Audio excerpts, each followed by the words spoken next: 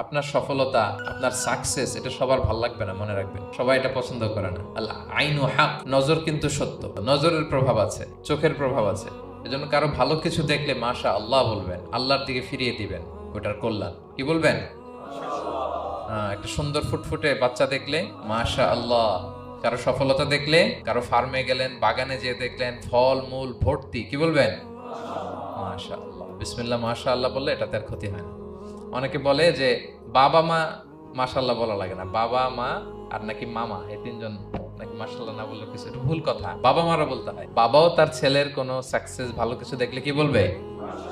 মাশা আল্লাহ তাবারাকাল্লাহ অথবা বিসমিল্লাহ মাশা আল্লাহ, এটা আপনারা বলবেন। বারাকাল্লাহ অথবা বিসমিল্লাহ মাশা আল্লাহ, এটা আপনারা বলবেন। ধরেন যে আপনি কোন একটা প্রোগ্রামে বসে আছেন, আপনার পাশে যে বসে, আপনি তার দিকে এরকম 10 মিনিট তাকায় আছেন, কোনো কথা ছাড়া শুধু তাকিয়েই রইলেন। তার কি ভাল লাগবে বলেন? সে কি কমফোর্টেবল ফিল করবে? সে ভয় পাবে।